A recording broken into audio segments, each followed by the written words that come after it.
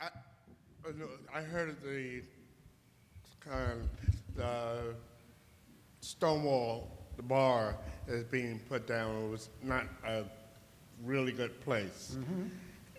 That may be true. I was not very political back in those days. And I was right up in the mix. And one great thing I remember by that time, I found a $100 bill on the floor on Stonewall. Those Johns that- Still has it. if that's not worth something. Also, during that time, I don't know whether it came before the Stonewall or after, but do y'all remember a place called the Firehouse? That was after. That's That was GAA's. after. That was GAA. GAA. Yeah, because that was a very Worcester, 88 Worcester Street. yeah, because that was a very positive time in my Maybe 99. youth, 99. my gay youth, and so I thank you all for being there, and because I was there too, but I was a little bit quieter than y'all.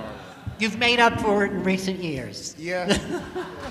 You know, Michael makes a point that was very much the homophile sort of point of view that gay liberation was in confrontation with.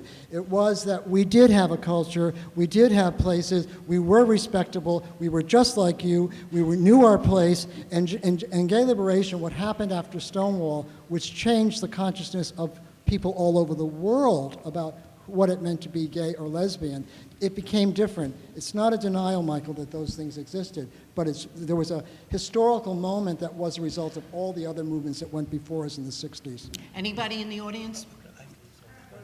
Rose? Let Rose go. I remember 1969 Rose. because I was there. Identify yourself, Rose. I'm sorry? Tell us who you are. Who I am? Everybody knows who I am. Rose Jordan. Everybody knows who I am.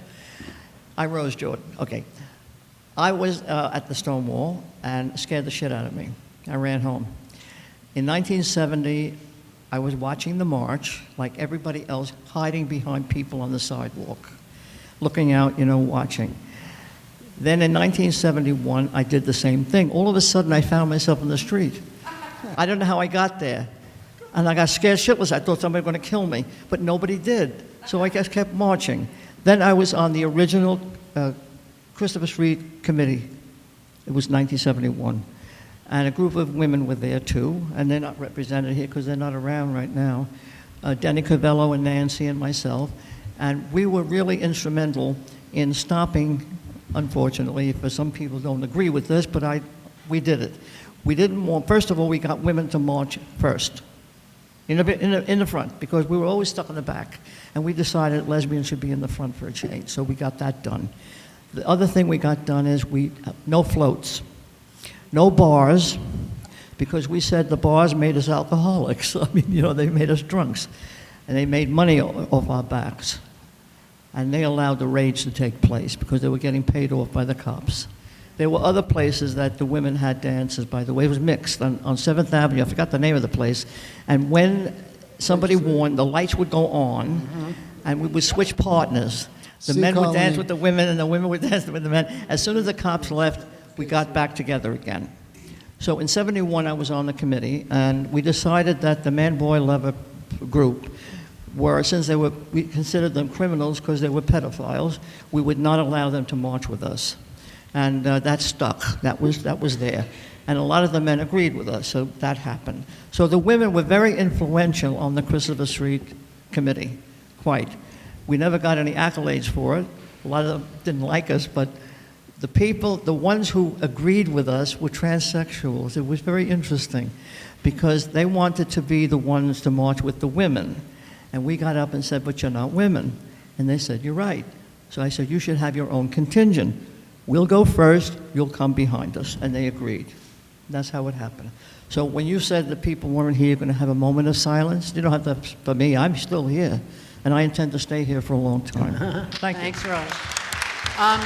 Mark has to leave, so I'm going to let him have something to say, but before, just going to take one quick thing.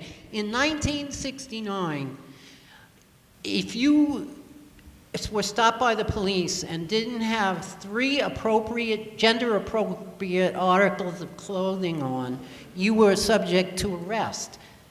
So I still see us in the shadows in 1969. That was 1969. You had to have 3 gender-appropriate articles of clothing on.